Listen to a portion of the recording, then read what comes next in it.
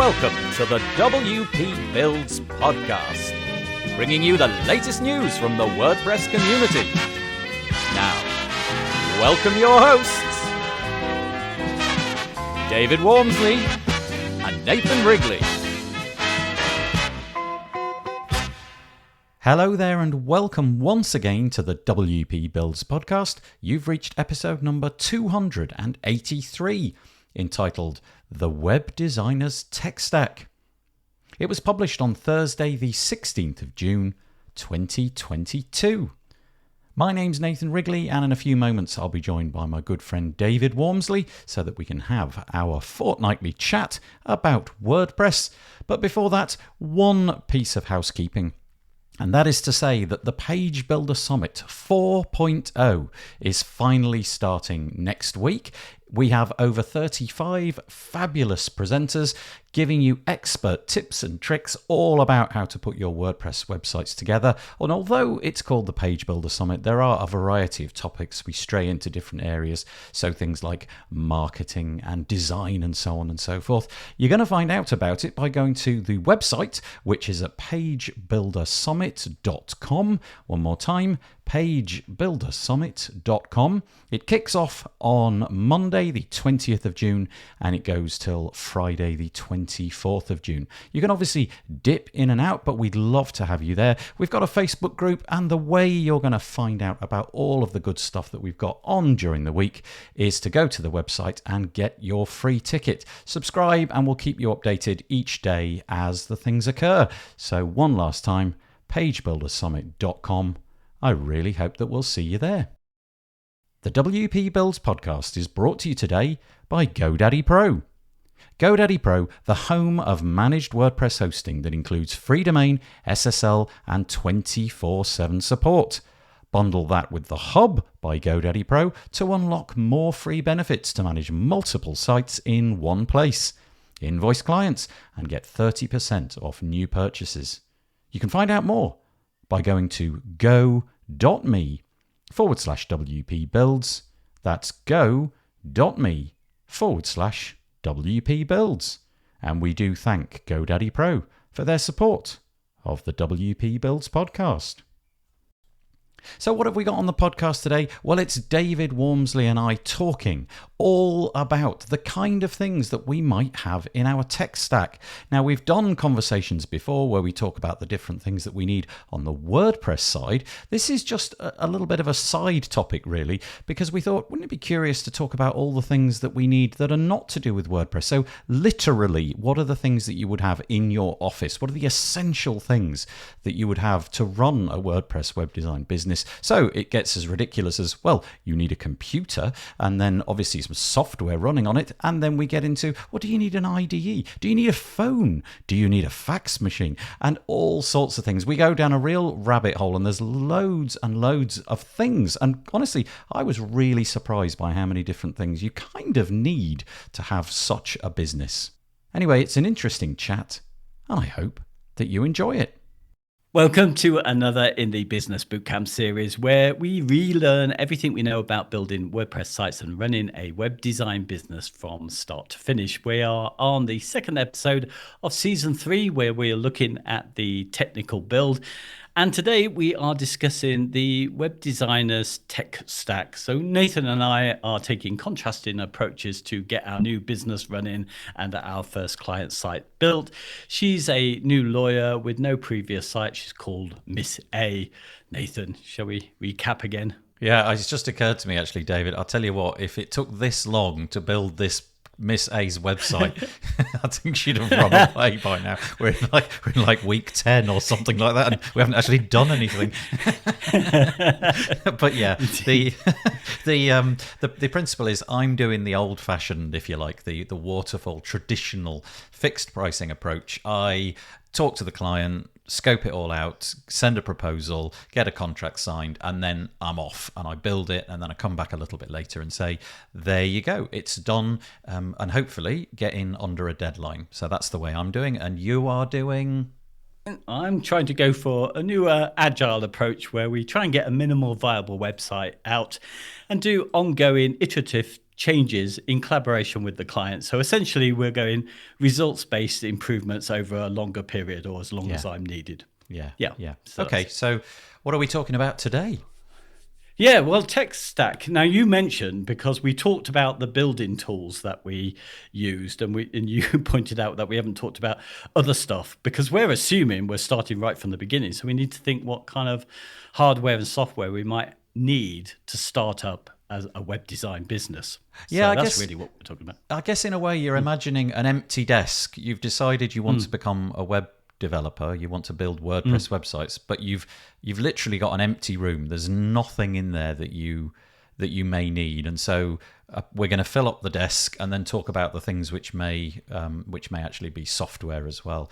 There's definitely no right or wrong here, and this is simply going to be an elucidation of what David and I actually use. I think some of it would be across the board, but there's definitely going to be bits that perhaps you think are not required, but I do, and vice versa. So we'll see where we go. Yeah, even though we're taking contrasting approaches with this agile and traditional, and I think this has an impact on what you pick, but we're so similar that we tend to agree. Yeah.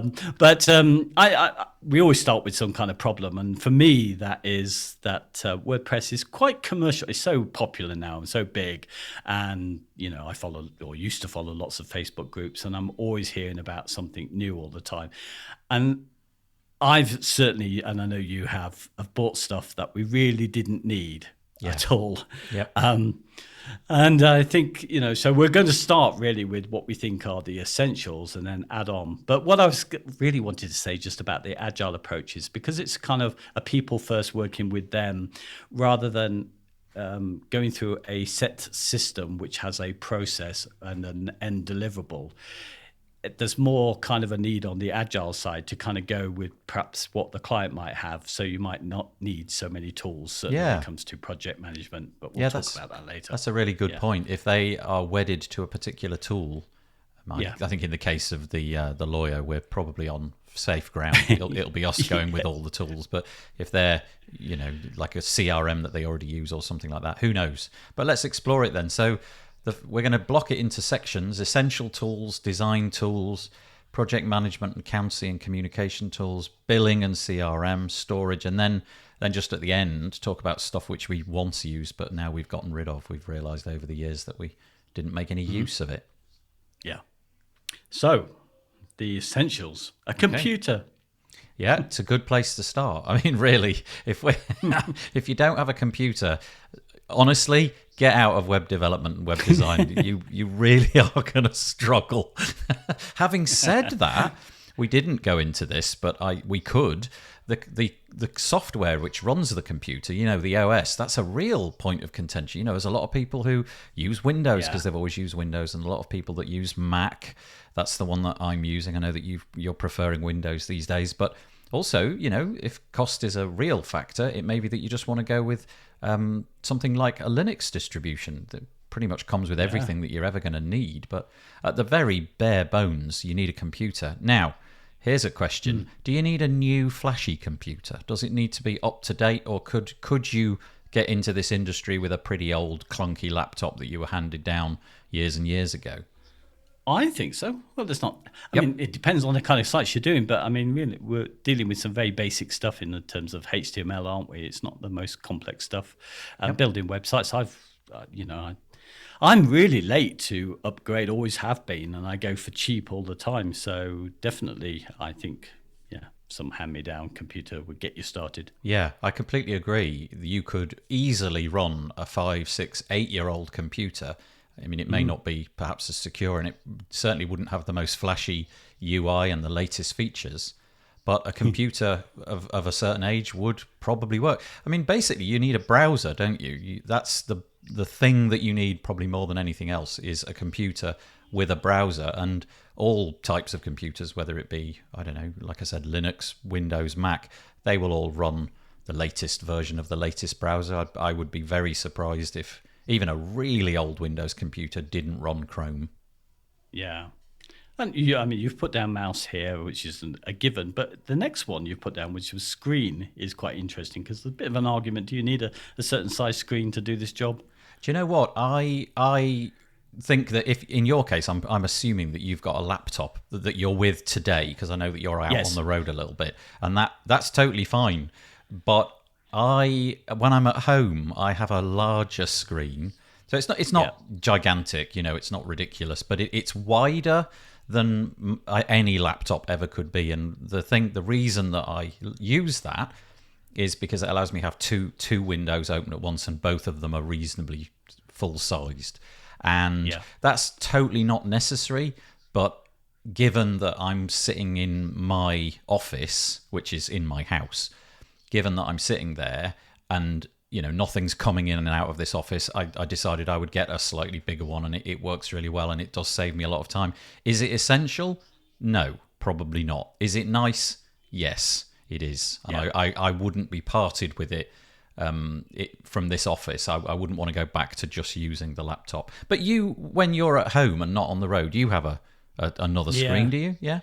Yeah, I do. I have, so I have two screens. I have the laptop one, and then I've got a separate screen there, but I've not got it now because we're traveling. But one of the interesting things, for a long time, I was running an old laptop, which was, 1366, is it? Something like that, yeah, I can't remember. Still one of the most common viewed, although 1920, I think, is there.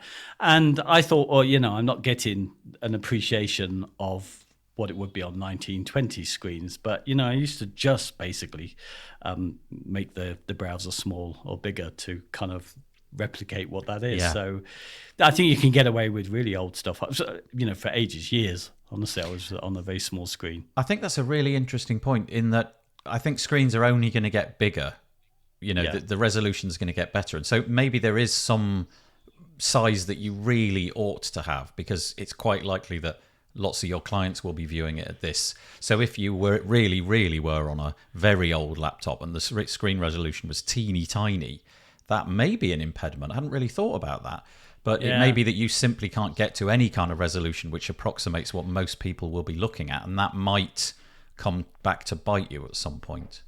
Zoom works quite well. I mean, I don't have a 4K monitor, but a lot of the time with sites that I've been building, I've had to put a media. I've really needed to box up anything over 1920 because with full width it looks kind of rubbish. So, but anyway, I we could talk about this forever. We did do an episode on screens way back in the day, didn't we? I think it was S's for screens or something like that. Yeah, we did. Yeah. So let's not dwell on that too much. Next one you've got there is storage. Now, what are you meaning here? Are you meaning like offline storage, like Google Drive and Dropbox, or are you meaning a physical hard disk bound to the computer or connected with a cable? Yeah, well, it's I like to keep my stuff on something I can carry around, so it is hard drive. But I was talking about all of that, and I know you have something set up. But I think it's interesting now. I don't need storage as much as I used to do. And GDPR means that we probably should not be keeping more stuff than we need to anyway. So no, could I manage without storage? I probably could. I think it's, if you've got the wallet to get some Dropbox storage, or for Dropbox read any other equivalent thing, then that seems to me a really sensible way of doing it. The reason I like that is because I'm not bound to anything, which is so curious, because basically I always sit in this chair, and I could easily have a box, like a USB drive, and it would be exactly the same thing. But I have this fantasy that I'm going to go off to India or some place like that, and I'll need my online storage. Of course, you're actually doing that, and you carry a USB cable drive around with you, so it's exactly the opposite. But I just love the idea of it being held somewhere else, and should push come to shove, I can get to it from anywhere. Your solution, you save almost everything, so you've got stuff which you'll probably never revisit in your lifetime. So no. You are melting those ice caps, aren't you? It is building up and building up, and I've got this storage solution which allows me to have basically infinite backup. Yeah. And so I just keep backing it up, and it's fine. But yes, you're right, I am largely responsible for global warming. So we definitely need some kind of storage. And then we're on to more kind of ordinary things, which I know is so obvious, but we're going to say it anyway. You need a chair, a desk, and a roof over your head. Actually, do you know what? I don't think you need any of those things really need. Yeah. Well, I mean, I can't disagree with you because I'm traveling at the moment. So I'm borrowed chair, a makeshift desk, actually, I'm using at the moment. I do have a roof over my head, but it's only as long as I keep paying for it. Yeah. And on a daily basis. And even electricity, which is presently another thing that we added as is kind of slightly optional because there's a power cut now and it'll probably be off for the next 6 hours. Yeah, so, I mean, obviously, in an ideal world, you definitely would have a chair, a nice, comfortable orthopedic chair or whatever it's called, the ones that make you sit in a good posture, a roof over your head. And electricity, depending on whether you've got a laptop, you may not need to be plugged in, so you could be sitting on the beach, nowhere near a power source, and still doing your work. But an internet connection would go with that, and that at some point is essential. But we can do all of our work without being connected to the internet. At some point, you will clearly have to connect to the internet, and you could tether to a phone or have a landline or whatever it may be. But you would need all of those things as well. Pretty obvious. I think you can get lost in all of these. I was talking to my wife the other day about the stand-up desk, which I've never got. No, me neither. No. No, I just think, well, isn't that a good just opportunity to get off your seat and walk around and let things mull over in your brain? Yeah. Yep. Okay, so here's some other things. I'll just rattle these off because we probably don't need to dwell on them. So you need hosting. You need to put the website somewhere, and that may be yours or it may be somebody else's, but you need that.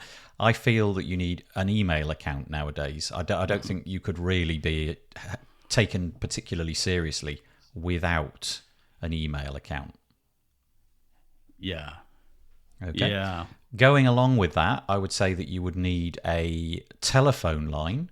That kind of comes a bit later. We'll come back to that. But also, I think these days you also need a camera, a webcam, which, could be expensive and brilliant or cheap and cheerful, and some kind of microphone. You don't necessarily have to have a plug-in microphone, but I think it's a good thing to have. So there's some extras. Yeah. And I think these are essential depending on how you run your business. So even like the storage. So most of my sites have been built on the site itself. So that is the storage. It gets saved up anyway. I don't need much separately. And it's an ongoing process with the agile approach. So why do I need to store old stuff? We're moving constantly forward with it. So that reduces that. And it's the same. I need now more a webcam and a microphone because I'm distant from my clients, but I need to communicate with them more than ever. So I need some quality there. Yeah, that's a good point. Here's another one then. I think you've got to be reading things. So that could be consuming blogs. It could be finding things from a search engine.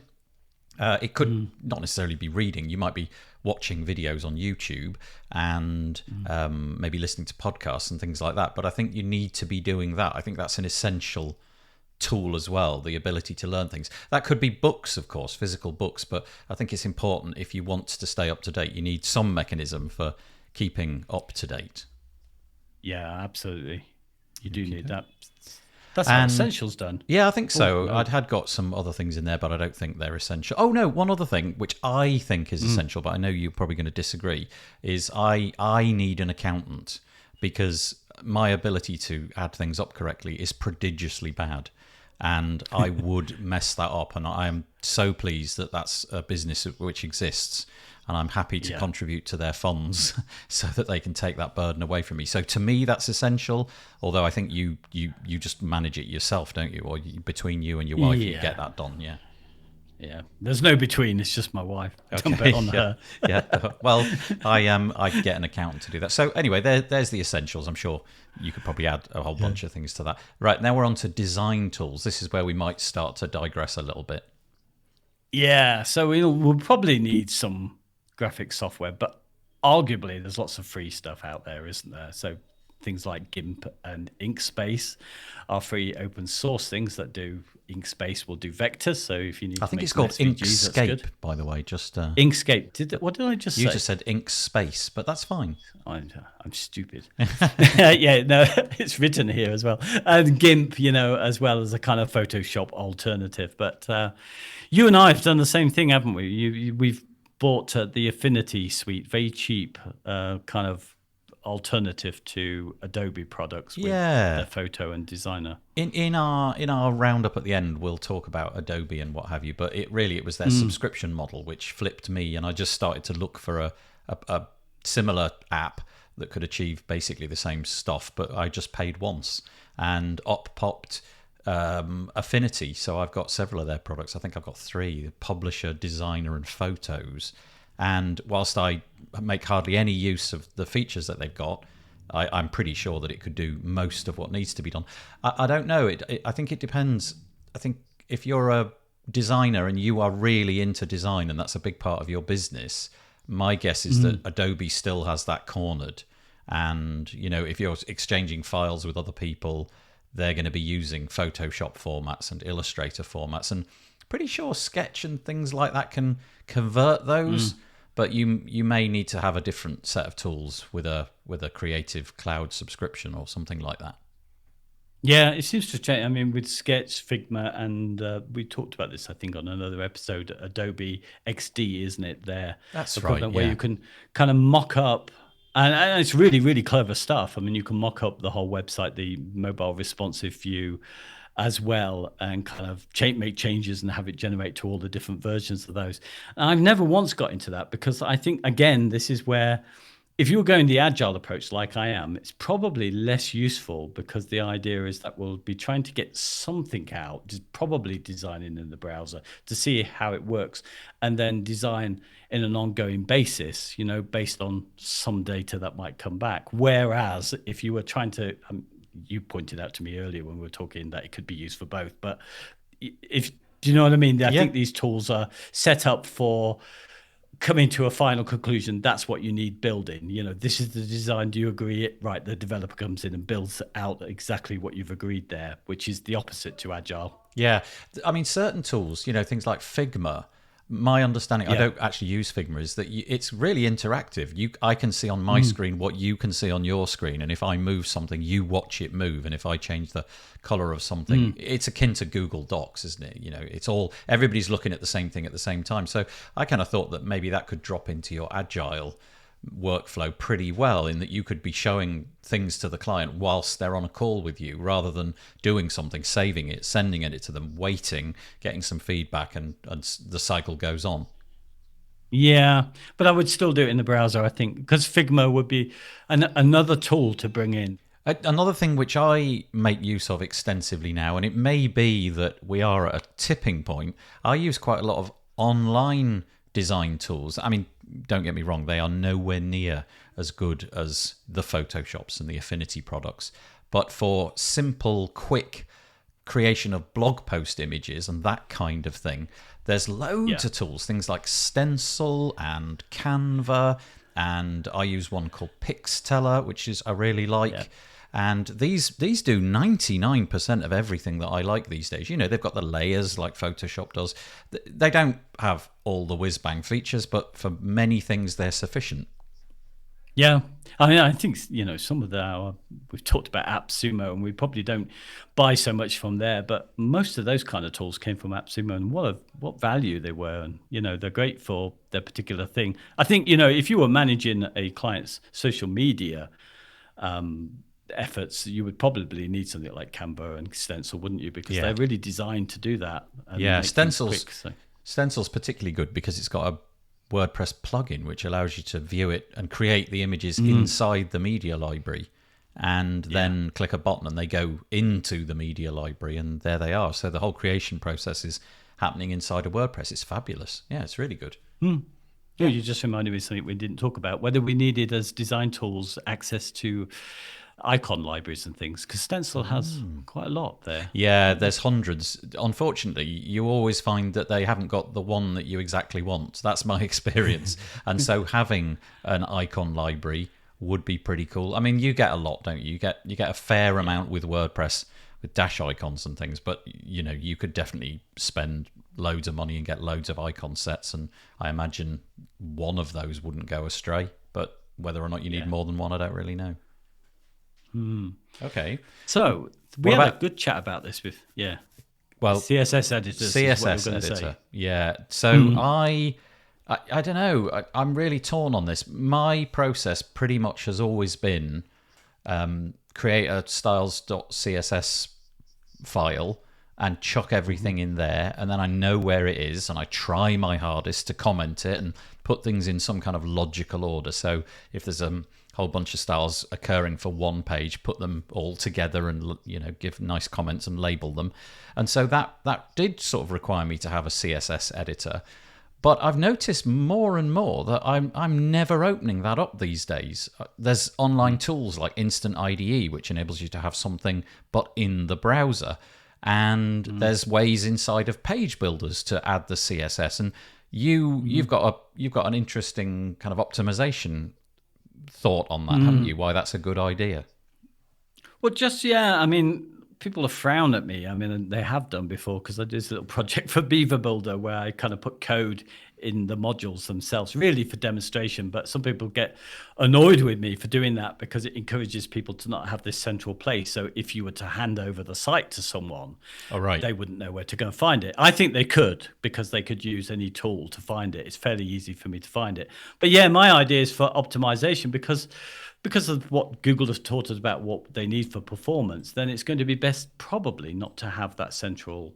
It depends, I guess, because obviously it gets cached, and if you're moving from pages, once that's central CSS is downloaded as you go through the other pages, then it's obviously going to speed that up. But I still think there are CSS that you just use on a particular page or on a particular module, and if it's later in the document, if you can put it there, that might be a better place to put it, because then it's going to be quicker to load the head of your document. Yeah. So for largest contentful paint, that's the thing we're looking for. So yeah, that's my thought on it. So now I'm giving up this idea of this one central location. You just got to have a system that you're going to stick to. That's the only. Yeah, and be aware that there might be some explaining if the client does go away and wants it to be modified by somebody else. But yeah, that with the tools that we've got, that's certainly possible.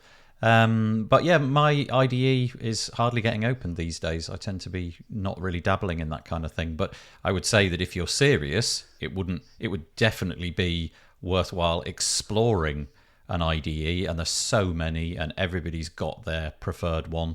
I don't want to get into that debate, but there's all sorts of clever things that they can do. But I just don't seem to be finding myself in that position anymore. Okay, editing software. Now, I do a podcast, you do this podcast.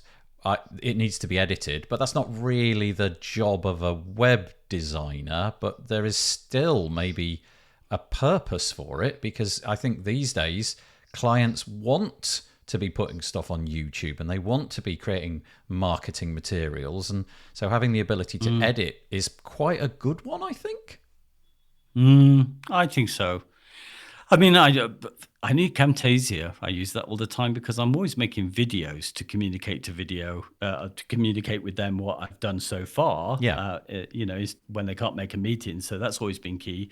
And for we both bought this and quite like it, wave.video, which is out there, which has been an AppSumo deal, absolute bargain.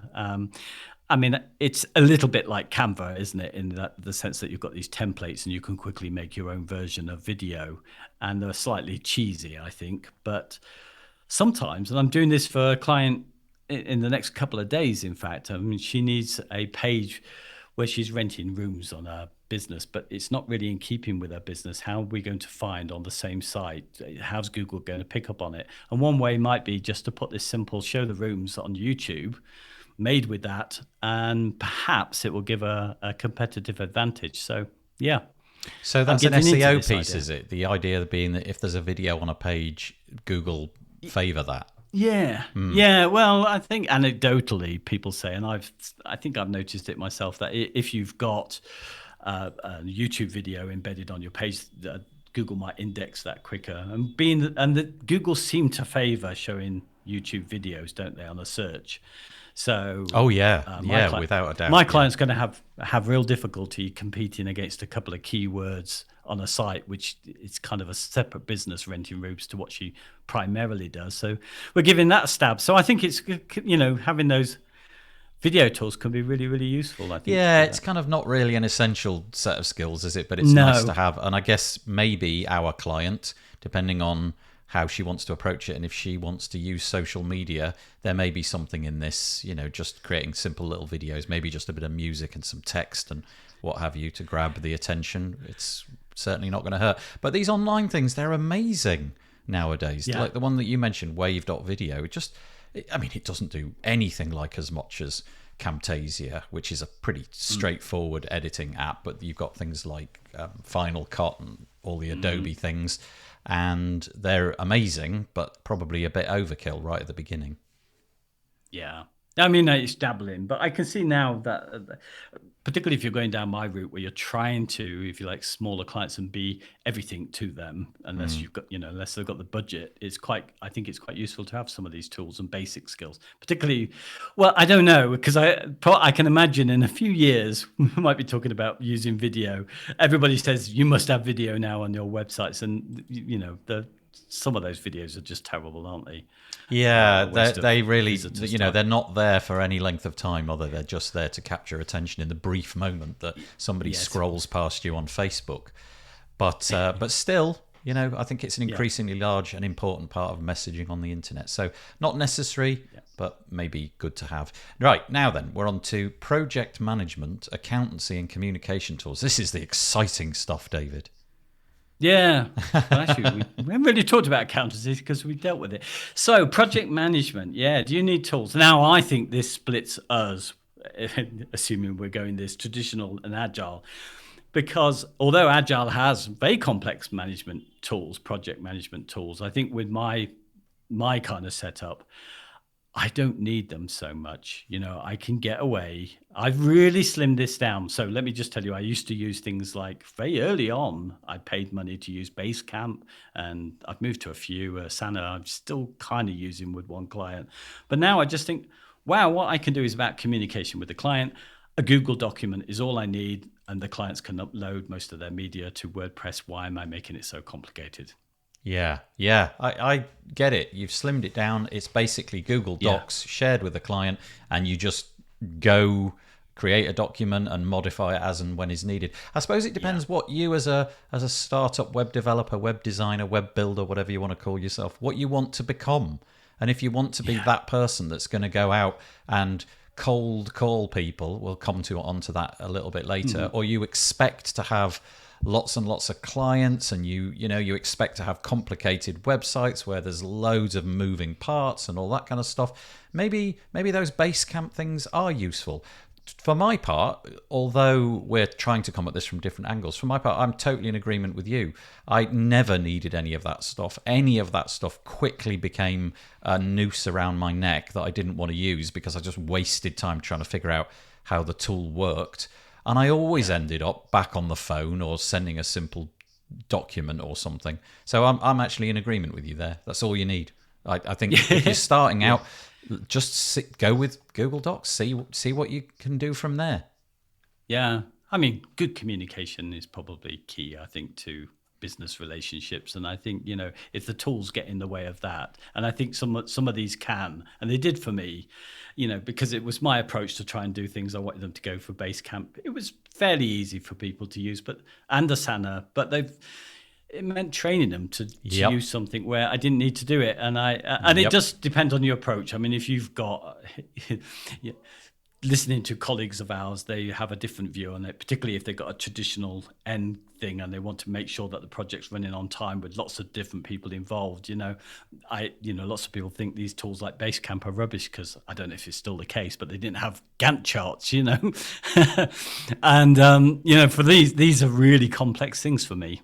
Yeah. The turn of the last century, I think they had the Gantt chart for military purposes. So. Yeah, I know what you mean. I'm with you, though. I think the time that I wasted exploring these tools and explaining these tools definitely didn't work out for me. And I was always better off just throwing something in a document. And it was just a breath of fresh air when Google Docs came along. And suddenly I knew that what they saw was what I saw.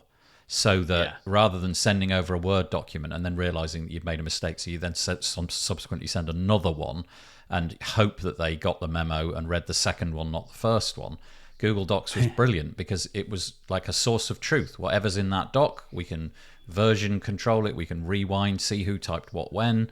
It's brilliant. And everybody, I think, now could use Google Docs. So, yeah, I'm totally in agreement with you.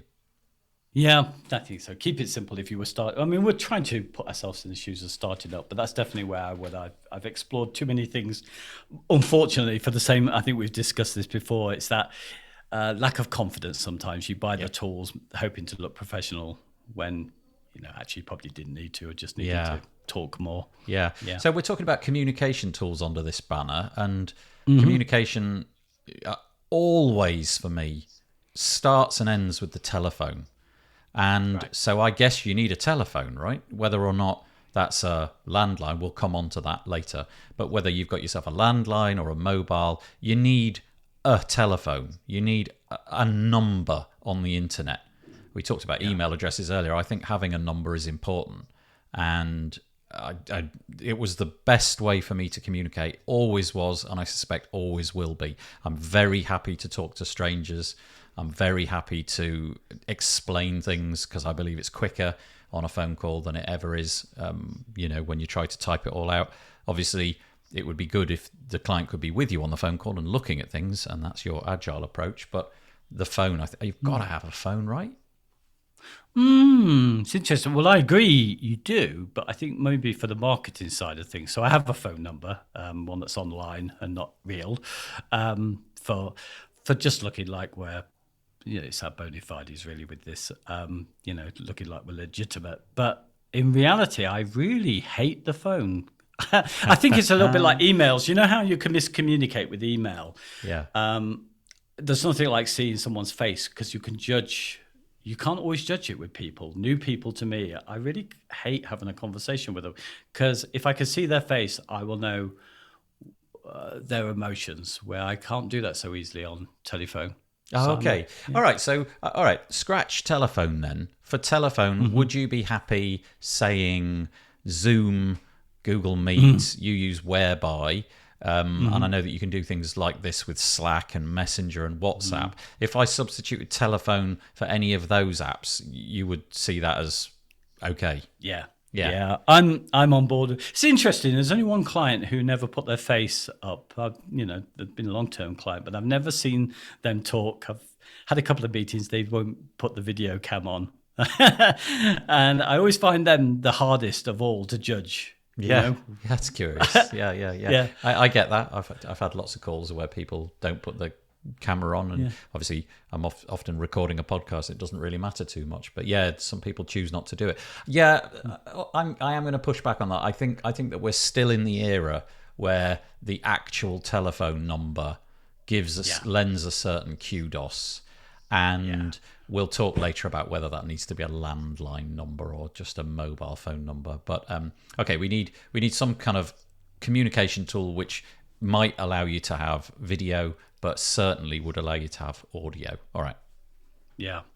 Actually, on our headline, we had accountancy, but we've kind of covered that, and we don't know much about accountancy software. Do you know anything? Oh my goodness, no. The less I know about accountancy, the better I feel my life is. I just can't cope with accounting and numbers and all that kind of stuff. So no, I mean, I'm sure they've got software, but I have no idea what they're using. So long as they send me the stuff and I can click the button to say, I confirm this is a true representation of my tax for this year, I'm happy with that. Yeah. What about booking? Sorry, go on. No, I was going to say on accountancy, and I kind of partly got dragged in with one client to. They decided to use this accountancy software. They have a shop which I manage, and they've now been wanting to link up Woocommerce with this accountancy system there. And I'm completely lost. I'm going, sorry, I have no understanding of this at all. Yeah. So, okay, clients might want it. Yeah. Right, booking software. I love booking software to the point where I've got more booking software than anybody could ever need. I've got so many platforms. I've ended up, I don't really know why, but I've ended up using one called Book Like a Boss. I got it on a lifetime deal years ago, and you could substitute that for Calendly or a myriad of other tools. But I think that's pretty essential, especially in a global market where you might be taking on clients who need to book you for times, I should say, when you're not available to talk to them and actually come to a negotiation of what time you're available. So I think that kind of stuff is really important. But, as I said to you before we started, curiously, I always apologise when I send them a booking link. I always start with something like, look, I know this is really impersonal and I'm sorry to do it this way, but would you mind looking at my booking software? I need to get out of that habit, but there's a part of me which feels it's not as good as organising the meeting, I don't know, on the phone or in an email or something like that. It's weird. I don't get it. Yeah, it's funny because on that, I'm quite happy. But I approach it in the same way. It's just cut shorter in the sense that if you don't mind, would you book a time that suits you on this page, which has got the same book like a boss. And I've never had a hang up with that one. So yeah, I don't know what it is, but I definitely would imagine you would be you'd miss that software if you didn't have it. If you didn't have a system for allowing people to book you when they were available to book you, that you're missing a trick there. I think it's brilliant. I use that stuff all the time. And for me, it's not just about the ongoing communication. It's the way I want to start the relationship in the first place, because I'm quite happy, even if it does turn out to be a waste of time, to have that face-to-face, because the way I want my business to go means that I really do want that, that chat before we go any further. So, if they say how much for blah, blah, or can you do this? I just say, kind of, yes, book here, please, and we'll have a chat about it. Do you just have one booking link which does all the things, or do you have a variety of different types of bookings? So you might have a 15-minute booking link, or a half an hour one, or an hour one, or a deep dive full day booking link, or something like that. Well, I have got 2 bookings on my own site. That's got to change, because I've got one through Woocommerce where they're booking an end time for my work with me, which is booking days. And then I have this book like a boss for just my direct communication with them, which is, I think, set at half an hour, I think. But they're often longer than that anyway. So yeah, I've got loads of different scenarios set up. So, it might be if you're booking onto this podcast, that's one link. Or if you're booking onto the show that we do on a Monday, that's a different link, because, it just needs to be different. And then I have different amounts of time set up. And depending on what the client wanted me to talk about, I knew, that's going to be a long one. Or, no, that'll be really short. I know I can do that in 5 minutes. So I just send them a 10-minute, 15-minute one instead. Okay. Now, you've got a note here about your back to project management. You always want some kind of Kanban board type thing. Yeah, I couldn't care less which Kanban board I'm using. So that could be Trello or Asana or GitHub or whatever. But the way that looks is so right for me. The ability to drop in cards, move them from left to right, depending on how that particular task is going, totally works. I find that task lists, so you might have, I don't know, an app where you've just got a great long list. I don't know what's wrong with that. It just doesn't work in my head.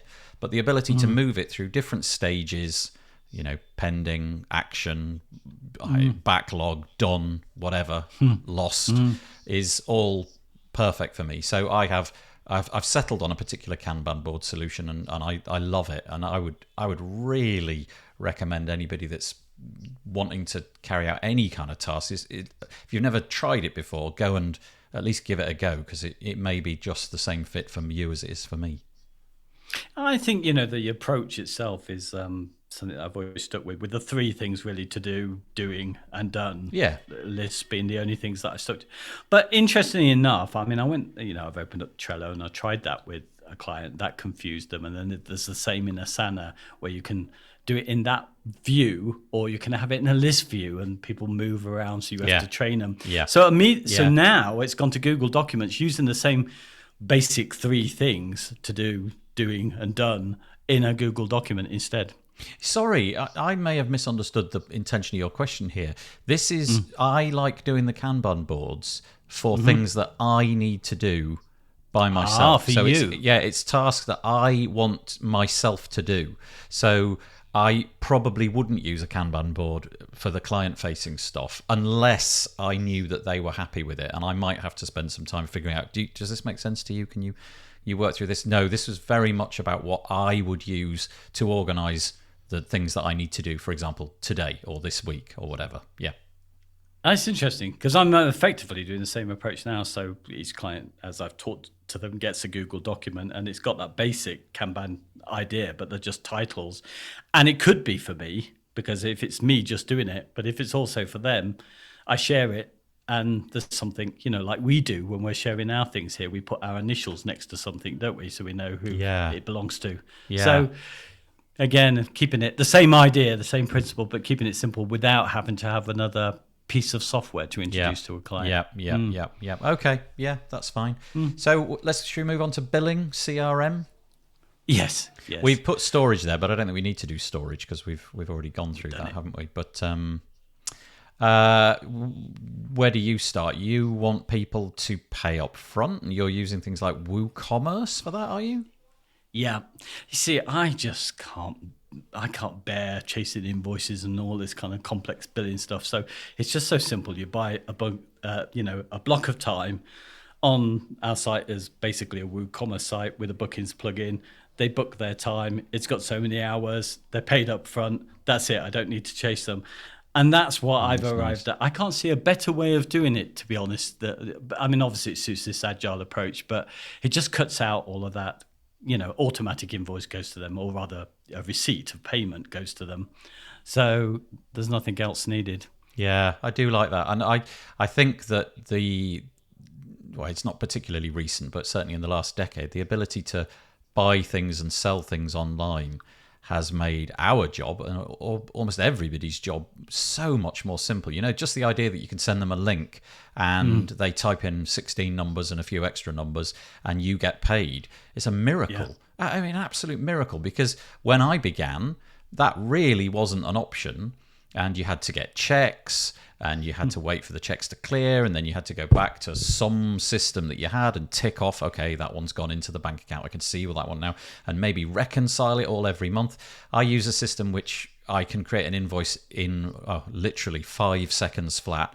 I send them the link, they pay it, it gets marked as paid, and if not, I get notifications to say this one hasn't been paid, and I can follow it up really easily. So yeah, I think you'd be mad not to have some kind of system of payment, but there are so many choices. I've used a system which we've got in the UK, but I now understand that it's gone to much bigger parts of the world. I think it's available in America and Canada and Australia. It's called Go Cardless. Yeah. And you just log into Go Cardless, type in an amount that you want somebody to pay, and copy and paste the link, and that works beautifully. And it also allows for recurring payments, but Stripe and all of that can do it. I think Go Cardless was my choice because it just had less fees attached. Yes. I wish I'd started with that, actually. The whole, WooCommerce I have to maintain with a bookings plugin to do it that way. And you told me about Go Cardless. So, if I was starting again, I think that's the route I would go, find a SaaS solution that worked easiest for me. You offer up a small portion. I think for Go Cardless, it might be as little as like 1.4% of all your transactions. Yeah. So I believe it's less than Stripe. Anyway, the point being, you give away some of your money, but it's supremely convenient, and it's brilliant, and that's the way everybody pays me money now. There's no transactions that take place that aren't in some way online, basically. So, who do we think needs a CRM? I forget what it stands for. Is it Customer Relations Management? That's right, yeah. Well, I'll tell you what, that person was never me. I never had more clients than I could hold in my tiny brain. So, it really wasn't that difficult. If a client phoned me up, their name would appear on the screen of my phone. I would instantly know who they were, and I would instantly know if they said to me, my website is down, I would know what that domain was, and I would be able to go and check it out and fix it. But at some point, my number of clients would have got too big for me. So if you're beginning, I personally don't think you need one. But if you have grown to the point where you want to manage that and you don't want to have it in your head, or you've got a team, let's say you've grown and you need a team to be interacting with that, I think it's essential, right? Yeah. It strikes me that it's a tool that if you are, quite active, with sales work and you're, following up leads, you really need to know the progress of each of these, whether you've had a conversation with them, and everybody needs to be able to see that and, how likely they are to convert. But it never works for you and I that way, does it? We just either get people or don't. No, and I think hell will freeze over before the perfect CRM is created, which will satisfy everybody's needs, and there'll be no arguments amongst teams of people about which CRM we should use, because they've all got their nuances. Some will do one thing well, some will do one thing badly, but ultimately, I guess it's a real decision to get right for you and your team, because the moment you've committed, you're in for the long haul, because it's going to be heckish difficult to get that data out and stick it somewhere else. Yeah. Indeed. Okay, I think we've done that section. So we've only got to finish off really just with a bit of a chat about the things that we no longer use. Yeah, so this is just stuff which over the course of the last, decade and a half, however long it is for both of us, that we've decided, actually, you know what? I'm not making use of that anymore. So should we just go through the list in the order that we've got down there? Yeah. Okay, so I started filling up this list first, so I'll just go through my stuff. Yeah. I've already said that I basically don't really find myself in an IDE anymore, but I completely understand that that's a weird thing for somebody in the web development business to say. I imagine you'd be in there quite a lot typically. I no longer use any Adobe products, so all the Photoshoppy things, we mentioned that I've moved over to different things. So here's one. We talked about having a phone earlier. I now really don't have a landline. I am totally happy just on the mobile. But let's just get into a chat about this one quickly. Do you think there's a stigma about just showing your mobile number? Do you think that's weird? So specifically in the case of our client, would it be weird for our lawyer to not have a landline number? Because I think that prejudice is real.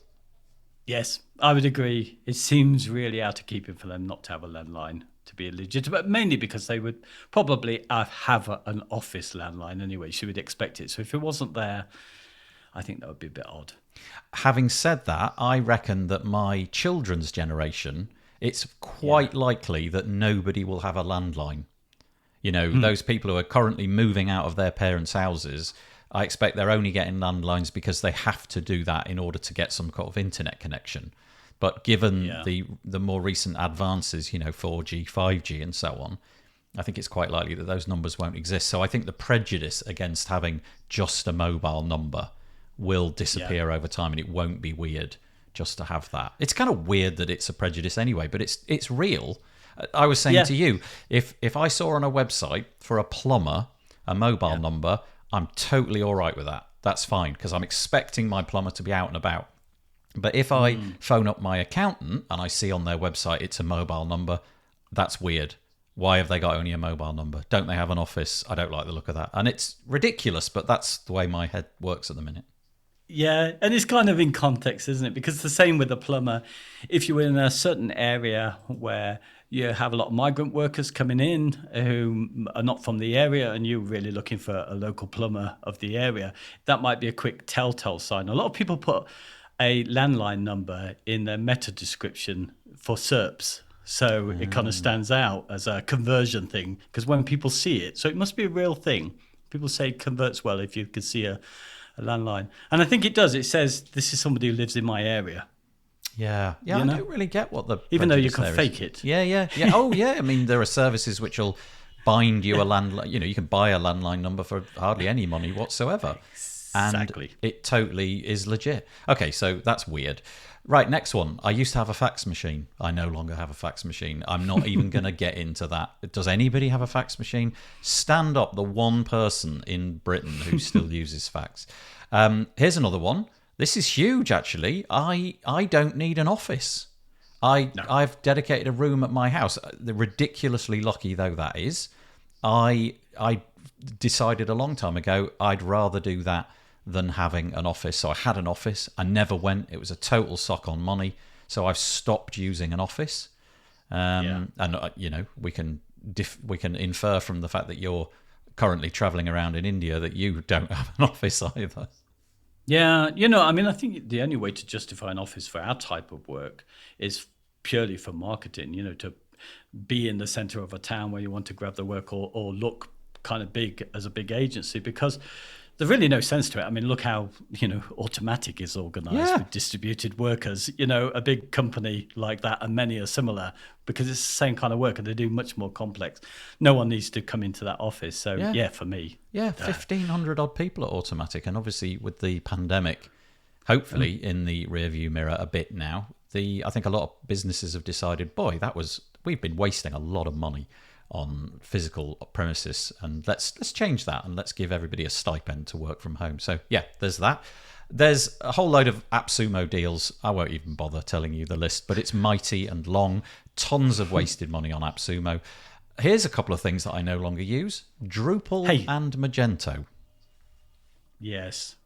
No surprise there. Can I take you back, though? Ask you a quick question on the AppSumo. Is there a type of AppSumo product that you bought that you don't use any longer? That's a curious thought. I think basically, if I couldn't figure out a thought... Okay, let me rewind. If I had aspirations that at some point my business would need such and such a tool that I bought... I never probably implemented that. The tool was for something that I thought, wouldn't it be exciting if my business went in that direction? Yes. Whereas if it was a tool that I could use tomorrow, then I probably didn't waste money. I probably did use it. And I've got a laundry list of ones that I'm still using, maybe periodically, maybe every day. But if I could make use of it the very same day, that was more of an indication than anything else that I wouldn't be wasting money on it. Okay. What about you? No, just find it. Yeah, I think, the tools that I just haven't used have often been along the lines of some kind of project management type thing, something that will help me organize myself. So they just never got used. No. And then I didn't do much of that, but David McCann's a friend of ours, and he has a group, and one of the guys in that group, Michael, he coined the phrase edge software instead of shelfware, and meaning look into places like that too, in case your page builder fell down tomorrow or something, he would have another one on a lifetime deal that you might turn to. And I wondered if you did that. I'm going to coin a different phrase for that. I'm going to call it insuranceware. It's like, just in case Beaver Builder stops development tomorrow, I'm going to have this other page builder sitting in the background. No, it was more to do with whether I could implement it or not. Anyway, so I dropped Drupal and Magento. I'm not really touching PHP anymore. That's all of that goes with the IDE because, page builders. And also, interestingly, I've stopped using a physical bank. I no longer make use of a bank which has bricks and mortar premises. I'm using a bank based on an app, and I'm really happy about that. Yeah, and that's the way it's going, and all the banks are closing down, certainly in the UK. I know, and I am singularly responsible, and I apologise to all bank employees, but, pivot and all that. Right, that's my list of things I don't use. What about you? Oh, mine's fairly short. So I've mentioned one already that I've really moved off these things like Basecamp and Asana to Google Docs and keeping it as simple as possible.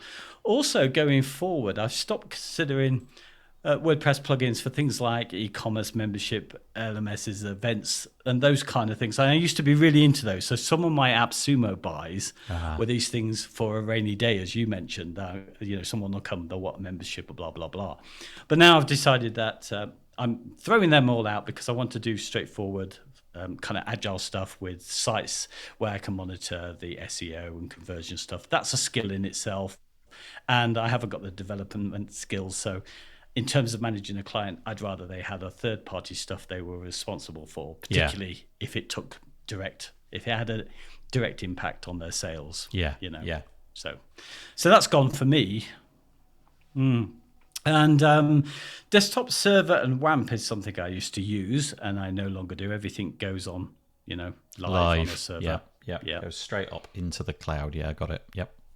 You do it, don't you? I do. Local? I've got the local. I believe WP Engine are now responsible for maintaining and developing that, but it's called local, and it's got like a green, like a diamond logo, and I find it to be brilliant.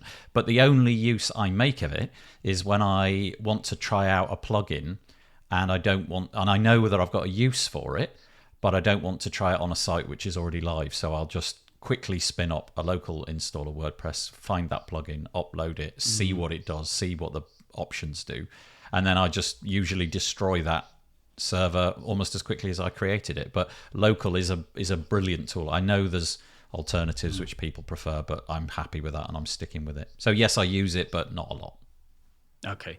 Yeah, and finally, the last one really is that I've reduced down my Facebook groups now as a way of finding out news. So I'm going for more, going back to things I used to sort of read before, like Smashing Magazine, because the good side about Facebook groups is that they are, you find people like you in those groups often, and it's kind of nice, but it is a bit of an echo chamber in terms of, knowing how to move forward, because you're just kind of hearing from the same people who agree with you. Yeah. Well, I'm hoping, David, that there's one Facebook group in particular that you haven't left. Not trying to, not saying anything.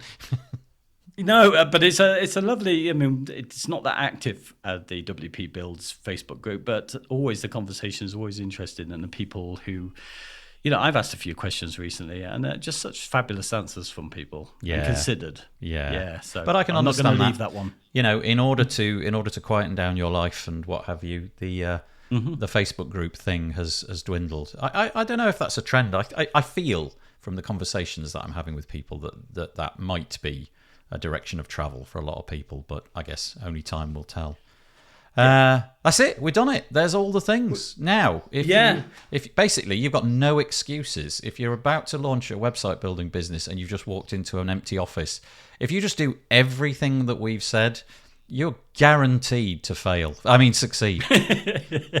Yeah, absolutely. We missed one thing off on this list, which could have been there, but we're going to do it as its own episode, which is performance testing. Okay. We might have some tools for that kind of stuff. Yeah. Next episode. Okay, so that'll be in a couple of weeks' time. Performance testing coming up next. But okay, that's it. We'll knock it on the head. And thank you. Thanks, David. I enjoyed that. Yeah, me too. Thanks. Bye. Well, I hope that you enjoyed that episode. Always a pleasure to chat to my friend David Wormsley, and in this case, all about the different bits and pieces, the accoutrements that you might need to have a WordPress website business. If you've got any thoughts on that, head over to wpbuilds.com, look for episode number 283, and leave us a comment there. Alternatively, you could join our Facebook group and leave some comments there, wpbuilds.com/Facebook. The WP Builds podcast is brought to you today by GoDaddy Pro. GoDaddy Pro, the home of managed WordPress hosting that includes free domain, SSL, and 24/7 support. Bundle that with The Hub by GoDaddy Pro to unlock more free benefits to manage multiple sites in one place. Invoice clients and get 30% off new purchases. You can find out more at go.me/WP Builds. That's go.me/WP Builds. And we thank GoDaddy Pro for their support of the WP Builds podcast. Like I said at the top of the show, pagebuildersummit.com, that's the place to be next week. It all kicks off on Monday, the 20th of June. We hope to see you there. Hopefully you'll join the community and engage and enjoy the whole event. We'll be there until Friday, the 24th of June. That's all for this week. I'm going to fade in some cheesy music and say bye-bye for now.